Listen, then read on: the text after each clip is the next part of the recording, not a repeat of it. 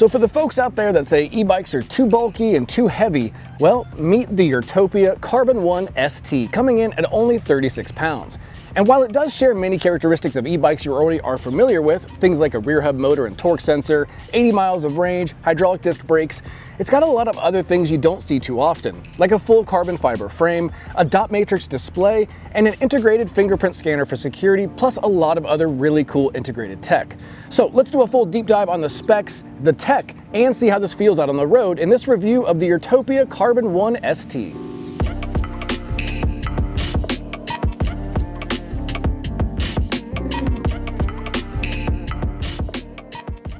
All right, so the Urtopia Carbon 1 ST, this is a Class 3 commuter style e-bike with a step-through frame.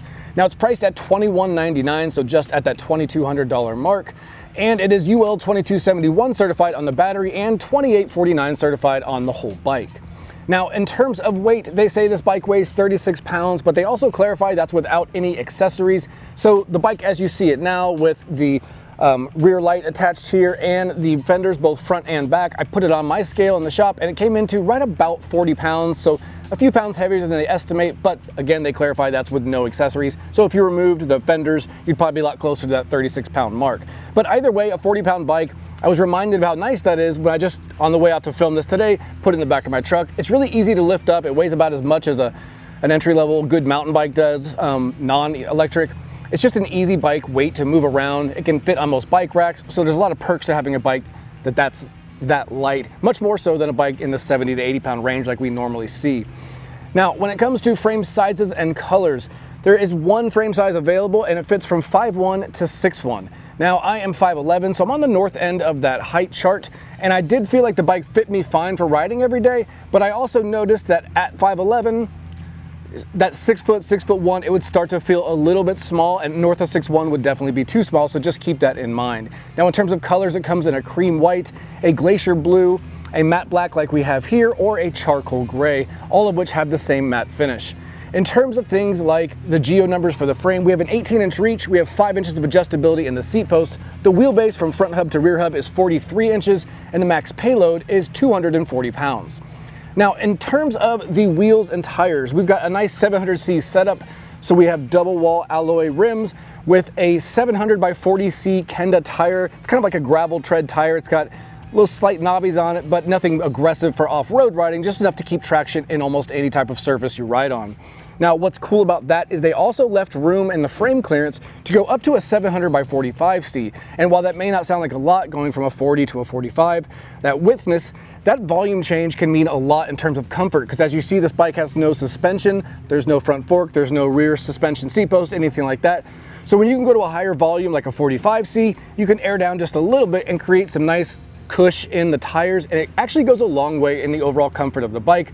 But we'll get into comfort down the road because it's already pretty comfortable the way it sits. I just like having that extra clearance that they give you with room to go up to a 45 should you want to do that. Now, when it comes to things like accessories and fenders and lights, we have fenders included. They are front to back fenders. They are a composite fender or a plastic fender with good support mounts on both front and back of them. They don't add a lot of weight. They look nice and keep the water off of you while you ride. Now, lighting is handled up front by the proprietary headlight. That's a part of that dot matrix display, which we'll jump into later. And then we do have a clip-on rear tail light in the back end. Now, that does not act as a brake light. It's just there to notify people behind you that there's, a guy on a bike in front of them. And that just is there for more visibility for you. It's not going to act as a brake light to let other people know what's going on. Now, when it comes to a rear rack, this has a mount for a rear rack, and they do sell a rear rack. I think it's an additional $99 or something, and that is rated for up to 15 kilograms, or I think that's about 33 pounds. So you do have options as far as cargo goes. You can get this rear rack that they offer as an optional accessory, or you can use these existing mounting points, like the front fork has mounting points for fork bags. You have down tube bosses on the down tube and the seat tube, so you can add basically water bottle cages or other accessories, or fork bags like we talked about up front, and then the rear rack and fender mounts in the rear. So you've got quite a few options to rig it out the way you want to. All right, guys, when it comes to the power delivery on this bike, it is a 36-volt system that uses a 350-watt rear hub motor, but that peaks it up to 750 watts. Now, this also has a torque sensor activation, and it pumps out 60 Newton meters of torque. Now 60 Newton meters of torque with the ability to go up to 750 watts on a bike this light just equates to a really nice handling, playful bike that doesn't feel heavy and it feels confident in its power. You don't need a big 750,000 watt baseline motor for a bike this light. The 350 to 750 with the 60 Newton meters is a really nice sweet spot for this bike that gives it power that feels confident and it doesn't leave you feeling like you wish you had more, like sometimes is the case on bikes. Now, when it comes to riding modes, you've got 3 basic riding modes, PAS 1, 2, and 3, but then if you hold the up button on the directional pad for the PAS controls, you'll activate turbo mode, which will give you essentially just one more level of pedal assist. That's the highest power level you can use. Now, this bike maxes out at 25 miles an hour, so it is technically a class 3, but there is no throttle on this bike, so that's something to keep in mind for those of you who like to throttle a bike. Now, when it comes to the battery, here we have a 36-volt battery with 9.8 amp hours, giving us a total of 352.8 watt hours. Now, you can remove this for off-the-bike storage or security, so I'll show you how that works now. So there is a set of keys that come with it. You'll put them in on the non-drive side, turn them, and then you will have to use this release lever to let it drop all the way. Turn the wheel just a bit to get that out. And so that is a kind of a tight fit in the front wheel, so turning it is going to be the only way, otherwise you'll probably just kind of mar up the fender trying to squeeze it out. So 36-volt battery, 9.8 amp hours, and it gives us 352.8 watt hours. So in terms of range, that they say you can get up to 80 miles, but they also clarify that's in eco mode, which is the lowest mode, and that's on kind of ideal situational settings like a 180-pound rider, which we know not everybody fits into that box. So what I did is I'm around that weight, but I decided to go max test, so just basically PAS 3 the whole time, basically over 20 miles an hour the whole time. And I was still able to get out 26 miles out of this bike, leading me to believe that if I went down to eco or a mid mode, like maybe PAS 2, I'd be much closer to somewhere in that 60 to 80 mile range that they advertise. Now, this does have a 2-year warranty and is UL 2271 certified. To put it back in the frame, it's simply opposite of what we just originally did. We'll put the bottom in first, and it clicks back in when it's locked in place. So that wraps up the powertrain and power delivery. Let's check out the components on this bike. All right, so in terms of components, we have an 8-speed Shimano drivetrain here, and that consists of an 8-speed Shimano Acera rear derailleur with an 11 to 40 tooth rear cassette, and that's mated to a 44 tooth chainring up front. Now, that also has a one-sided chain guard there to kind of protect your pant leg from grease while you're riding. And then the crankset is 170mm alloy cranks, and they have typical 9/16 flat pedals. They are composite pedals or a plastic pedal that have some grip tape and reflector studs, or excuse me, some reflectors on them for visibility at night riding. Now, in terms of the braking, we've got a pretty nice braking setup. They're Tektro hydraulic disc brakes with 2 piston calipers and 160mm rotors, both front and back. And on a bike this light, that's a perfect setup. You don't need a bunch of beefed up braking on a bike this light, especially with its max payload being 240 pounds. That helps keep everything on the bike light, but still give it really confident stopping power.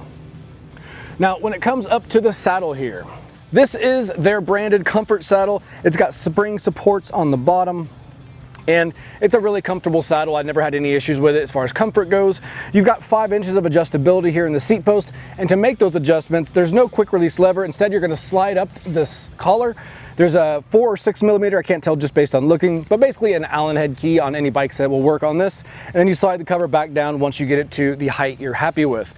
Now, up front or across the bike, you can see there is no suspension to work with, but like I said, airing down just a bit in the tires or going to that 45 tire that this frame has clearance for, and if you want to in the future, coupled with this padded seat, really does make for a comfortable ride when you're riding the bike. Now, in terms of the front setup here, we have everything cleanly routed into the frame or the headset, so nothing bulky or nothing aggressively annoying as far as cables go. Everything looks pretty good and tidy. Now, the handlebar is like a Dutch cruiser style handlebar, so it's kind of swept back to keep that ride more upright and relaxed. It's not leaning forward, it's not flat out where you're pushed forward. It brings the bars back to you, making that nice short reach just a good upright, relaxed riding position. Now, on both ends, we do have lock-on ergonomic rubber grips that lock in place with these Allen head keys so they don't spin on you over time. We also have Tektro levers on both sides, and we have trigger shifters on the right side, the 8-speed Shimano trigger shifters with this directional pad button activating the display controls, and in the center is the electronic horn. But let's take a closer look at this dot matrix display. It's not like many you've seen out there before, and the app that goes with it has a lot of cool text we'll check out too. All right, so this is the home screen on the dot matrix display. Kind of a unique look. We don't see these often on e-bikes. In fact, it's the first one I've seen, but it's doing a lot of things we're not used to seeing. So first things first, you can see here we've got a fingerprint scanner. You can lock the bike, you can put it back on and unlock the bike. Right up here, we have the full display with our speed, battery level, and PAS level here. And then some slots up here. These are speakers for a few things you can do. You can use voice commands to activate navigation, turning your volume up or down on the Bluetooth speaker, which leads me to the Bluetooth speaker. When your phone connects to this, you can simply just turn your music on. And now while you ride your bike, you have your Bluetooth speaker playing for you. To stop that, I'll just hit this here on the phone. But you can also adjust volume with your voice. You don't have to use your phone. You can keep your phone in your pocket and do everything with voice activation. And they even have a ChatGPT subscription into this, so you can integrate that in. And then with your voice commands, you can have it do a lot more, like find me the best route to this location, and it will do it. It's a really cool feature. Now, if I if I single tap the right directional pad, I get some other metrics like the trip meter and the odometer. I get energy outputs if we were riding. I get time of day, and I go back to the home screen. Now, if this button right here in the center is, when you tap it, it's a bell. So that's gonna be nice. It doesn't take up any extra space on your bar like an extra bell does, and it's kind of always works easy, it's loud. It can make it louder or quieter too. And then to go up in pedal assist, you just hit the up and down arrows on the directional pad. You see we get to 3, and when we hit it again, we don't get that 4th, which is turbo mode. To get the 4th, you just hold the up arrow, and then you'll see this little animation basically saying you're now in turbo mode, and to get out of it, you just down press like normal. But those are some of the basics on this display, but let's pair it with the app and show you all the other things you can do with the app integrated. All right, so this is the Urtopia app paired to the bike. This is the home screen. It's kind of a quick overview of everything. Starting at the bottom, we've got tabs that we'll go through each one, but this is the home screen tab. We've got news from the brand. You can click here and read about what's going on. The user guides is a really cool section. It's got PDF and video user guides for both the display and the bike. Should you have any issues while you're out riding, you can check them on the go. Here you can add a device. So if you had things like the smart tail light, you could add a device or another e-bike from Urtopia. Now if you had the smart tail light, which would have some navigation and some cool features built into it, you could mess with that and change the settings here, but we don't have the smart tail light on here. We have just the standard tail light. Right here is the bike settings, which we're about to get into, but above that we have just a quick rundown of where you are. We're currently in St. George, Utah. It is 95 degrees, no wind, but we got humidity, visibility, and barometric pressure, just to give you a heads up of where you're at for the day. And then you can go into the bike settings. Now here you got navigation, which if you click that, it's a cool feature. You can pick a navigation location. I'll just pick our local bike shop here, and we'll hit, say, go there. And it will give you a quick overview of the route, which is our local trails here, which is cool. And then east on Santa Clara River Trail. The navigation on the bike as we start riding will give us literally turn signals on the screen and a little voice to let you know when your turn is coming up, like a true GPS system in your car, which is really neat. Now I'm going to back out of this so it doesn't keep yelling directions at us while we're talking here. And I'll back out of the navigation. Now the next set of menus is the just basic functions. So right here we can connect to the bike. It's connecting. And then you can do things like powering the bike on and off. You can turn on the headlight, which turns on the headlight when you do it, or turn the headlight off. You can turn on alarm mode, so if it's moved, it would activate an alarm. This is a remote beep feature, so if you're not connected to the bike and you don't know where you had parked it, maybe you went to a downtown event and locked it up and you can't remember which street it's on, but you know you're close, kind of like a parking lot panic mode button for your car when you don't know where it's at, you can use that feature here to get an audible notification of where your bike is. Now in the next block card here, we have volume. You can go in here and you can have mute, which is no volume on the controls, or you can turn it on. Now when we press buttons on the controls, we get little musical animation sounds that go with it. But like I said, I like to keep those on mute, but if you want the sounds, they're always there, and there's 3 or 4 levels of volume there. Now here is the vibration, because when there's no audible jingle when I hit a button, the way I know it still works is I do feel like a little haptic vibration. So every time I hit that PAS button, I can feel a little vibration in the handlebar, which is really nice and subtle way of letting you know that it did receive your input. So you can change how aggressive that is, a level 1 through 3 on the vibrations, or you can turn the vibrations off altogether. Now over here on sounds, you can customize the sound of every feature on the bike. So right now, when you ring the bell, You hit it once, you get a game sound because it's set to game. But let's do the game sound. So that's the sound right now. But what if you wanted to do, like, I don't know, a horse? You could do this. Oh wait, did it change it? There we go, horses bark. I don't think this is a bark, but you guys tell me. So if you wanted to use that as your bell, you could. They've also got dogs bark on there, a ringing sound, a horn, or you can add a custom one, which is kind of cool.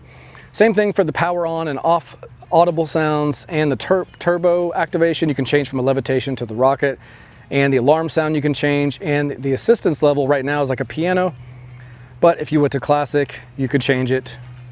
Well, I actually have the sounds muted, but we'll hear what that sounds like now. There you go. So you have your options of all sorts of different custom ringtones and sounds, or you can just mute them all together and use the haptic vibration feedback in the handlebars. Now here, if you want to connect your phone to the bike, you can go in your Bluetooth settings and connect, and that will allow you to play music through your speaker on the bike, the built-in speaker, which is really nice. No need to have headphones in and not be able to hear people behind you. And in the advanced section, you can go in and you can adjust things like the auto light feature, turn it off or on. You can actually turn off the network communication if you don't want the bike to be connected to a network all the time. Switch between Celsius and Fahrenheit, kilometers or miles per hour, and then unlock from class 2, 20 miles an hour to class 3, 25 miles an hour with just a simple push of that button. It'll give you a quick rules to read down, or just like kind of a liability waiver you read through, hit accept, and your bike is unlocked to 25. Now here you can set up your fingerprint sensor, which this one works really good for me right now, so I'm not gonna mess with it. If you had a smart helmet, you could activate it here and attach it. Assist Tune lets you tune the motor PAS levels, eco, comfort, and sport modes, and you can change power levels across all three to kind of just set it up the way you like it. Now, if I go further down, you can go to About and just get information about the bike, like hardware and software versions. Here you can set up a geofence, so you could create an electronic digital GPS-based fence line. It could be as small as your own home property boundaries. It could be as big as your entire city. Whatever you set it to is what it's going to enforce, and if the bike leaves that boundary you create for it, it'll notify you via an alarm. Over here is going to be your IoT service. So if you wanted to connect the ChatGPT service to this bike, it's a really cool feature that for a small monthly fee would allow you to just integrate ChatGPT into the bike, and you could give it commands like find me the best route based on, you know, my location to this location, and it'll kind of tailor make you a route. It's got a lot of cool features you can integrate with AI, including the adjustment of your music, what songs you want to hear. You can just kind of make it an AI, almost like Siri for your bike. It's a really cool feature. But I didn't do a subscription for this because this is just temporarily in my possession before I send it back. Now if we back out of there, that's basically it. We've got the deactivate button if we wanted to unpair the bike altogether. If we go over to here, it's just some things, they call it the mall. Accessories for the bike, maybe some things you realize once you start riding it, maybe you do want a rear rack or whatever, you can grab that there. And then on this final screen, it's just kind of a splash screen with your daily metrics of what you've done, what badges you've earned, things like that.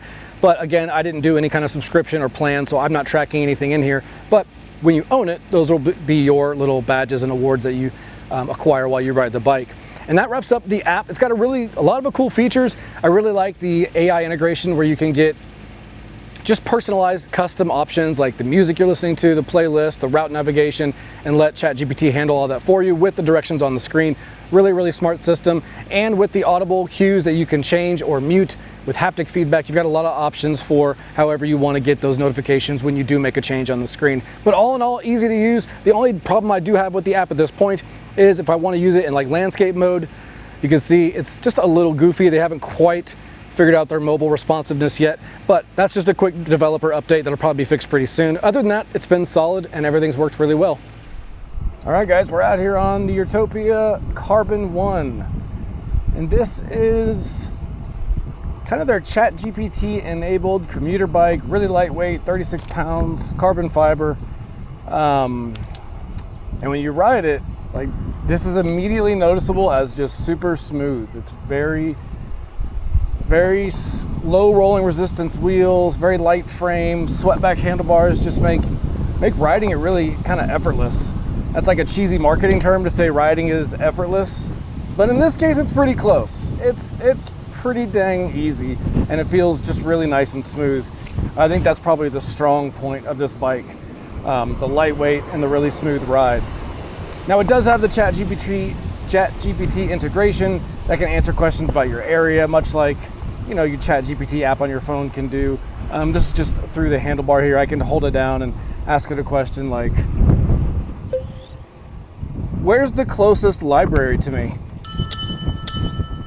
I accidentally hit the bell while I did that.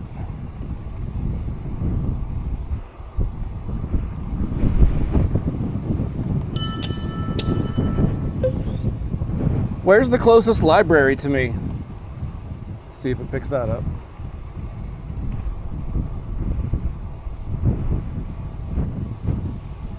The closest library to your location is the Cedar City Public Library. It's a great place to find books and resources. Enjoy your visit.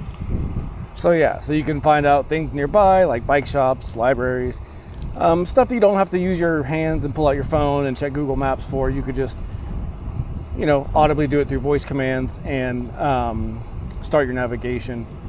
Now that does require a subscription service through the app, which I think most AIs do these days, but that would be separate for this bike if you wanted to activate something like that. Now aside from that, we've got all kinds of interesting things going on. So we've got our normal pedal assist levels. Right now we're in pedal assist 2. Let's crank it up, go to turbo mode and see how long it takes us to get up to speed here.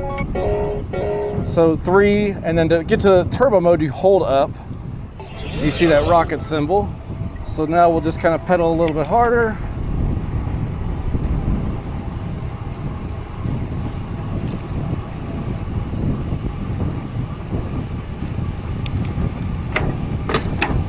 Woo, skipped a gear. So it looks like about 22 is all I'm getting to right now. I am kind of going up a little hill. There's no throttle on this, so everything you do is going to be kind of based on how you're pedaling and your pedal assist levels. Now that ding you hear when I hit buttons, you can turn that off if you want and just have a silent vibration feeling, a haptic feedback, or you can turn that off and have nothing altogether. It's totally up to you. Let's turn around here because they're doing some construction.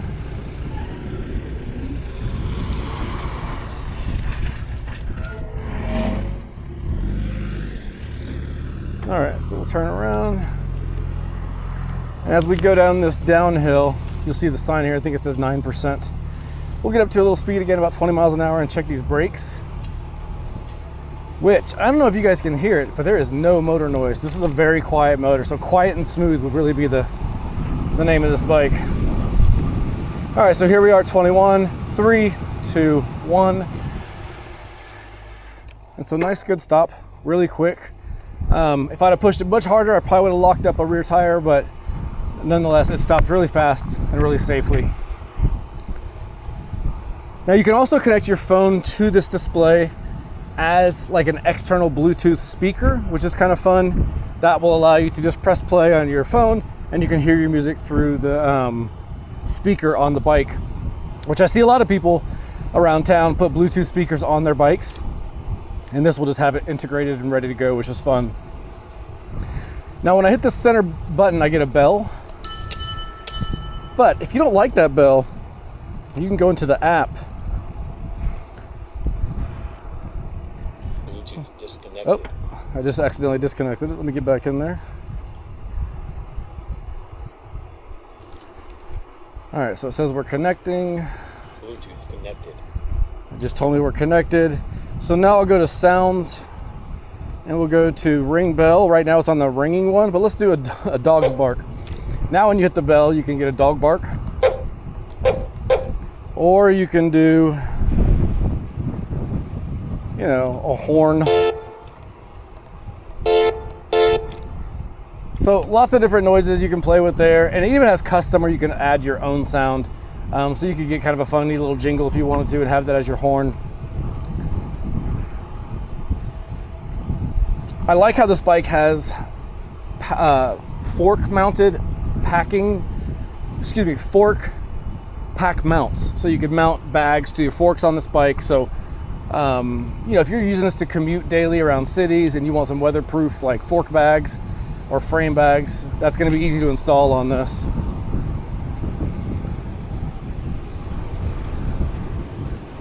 I really can't get over just how smooth and silent this bike is. I mean, it just feels like I'm gliding along. Most e-bikes, whether it be wider tires or just heavier builds or more powerful motors, they all kind of have like a little bit of a whine to them, a sound. Even if that might be as much as the rubber tread on the knobby tires just rolling on pavement, there's usually some sort of associated sound. There's very few bikes I get in that just feel silent like this, and this is definitely one of them. With the swept back handlebars here, I'm just perfectly sitting straight up. It's relaxed. There's no stress on your back where you're like leaning forward or into your palms. It's just really low weight on your hands. Makes it easy just to kind of like tap the handlebars and make changes in your turns. It's a very easy riding bike. Again, I went back to that whole marketing lingo of it's effortless to ride, but again, it really is smooth and easy to ride. This is going to be like a tremendous city commuter, college campus, get around class to class. Heck, you could even get around class to class and ask your ChatGPT questions about your classes you just had while you ride.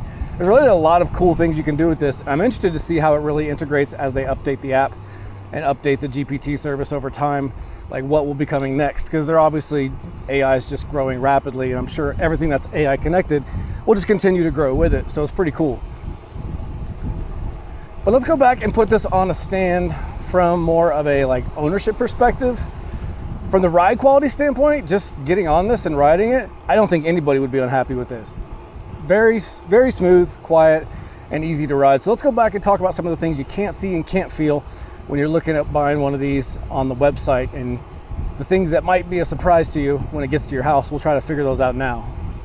All right, guys, so taking off the reviewer's hat for a moment and just talking about owning this bike, some things you might not pick up on when you're looking at it on the website. So let's talk about some of the good and some of the bad. I'll start with some of the good. Now, good-wise, there's a lot going on. So it's a super lightweight bike, fully carbon frame. It's really easy to work with. And starting with the drivetrain here, from the chain to the chain ring to the rear derailleur and the cassette, these are all easy to find Shimano parts, direct replacements, or if you want to upgrade, these are easy things to find at your local bike shop. And that same logic applies to the braking. We've got 160 millimeter rotors with a 6-bolt, the way they're fixed on there is through 6 bolts, which are easy to find at any bike shop. You've got a 2-piston caliper here from Tektro, same with the levers. So everything from the cables inside, the mineral oil inside, the brakes, and all the components, everything on the drivetrain and group set here is just easy to manage, maintain, and if you have to, buy new spare parts, either at your local bike shop or Amazon, and get them in a day or two. Just really all super accessible parts to get a hold of, which is always a positive thing. On top of that, we've also got several mounting points. So we've got the rear rack mounting points, the fender mounting points, 2 down tubes, 2 seat tubes, fork pack mounting points, and the front fender mounting points. Tons of options for your gear, letting you kind of go as crazy or as mild as you want to with how you rig out this bike, but at least you have all the options there and you don't have to worry about adding things that shouldn't go on there. It's really ready to take on a lot of accessories. Also on the front fork here, we do have a through axle support, which just makes the removal and the securing of the front wheel a very nice, tight, secure way to do it, but also easy like a quick release, but just more durable and beefed up than a quick release rod would be. Now, to go to some of what I consider to improvement things or things that might be more of a headache when you own the bike. So this is a quick, easy one that you can do yourself. They did not put any kind of protection on this chain stay. So as you ride this, you can hear that chain will eventually start tapping that carbon fiber. If you start taking shortcuts, hitting curbs, roots, things like that on your ride, you might notice a little bit of chain slap.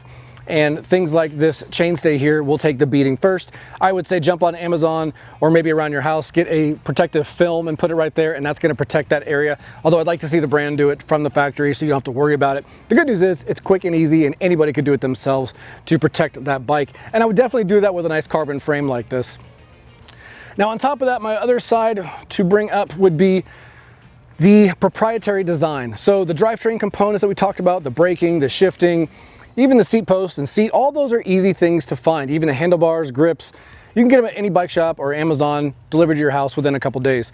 But things like the dot matrix display with the headlight, that's a very proprietary unit that's designed by the company and not something your local bike shop will have. You will have to probably special order that from the brand and hope that down the years from now they have them in stock or still carry them.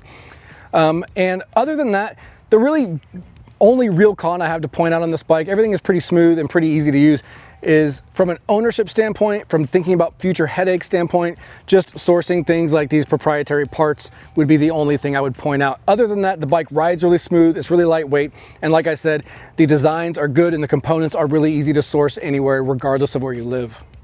All right guys, so there you have it, the new Urtopia Carbon 1 ST. A really cool bike, a fun bike, especially for those of you who want to be on the cutting edge of the latest innovative tech, and now you want to apply that to your e-bike with the dot matrix display that has voice commands, the geofencing and security and alarm modes, the Bluetooth speaker built into it, the ride tracking, the carbon frame. There's a lot of really cool features in this you just don't see often, and at a pretty approachable price for $21.99 in today's e-bike landscape. So if you got any questions about it that I did not cover, drop them in the comments and I will research those for you and get back to you so you have that info. And until the next review comes out, I'll see you guys out on the trail.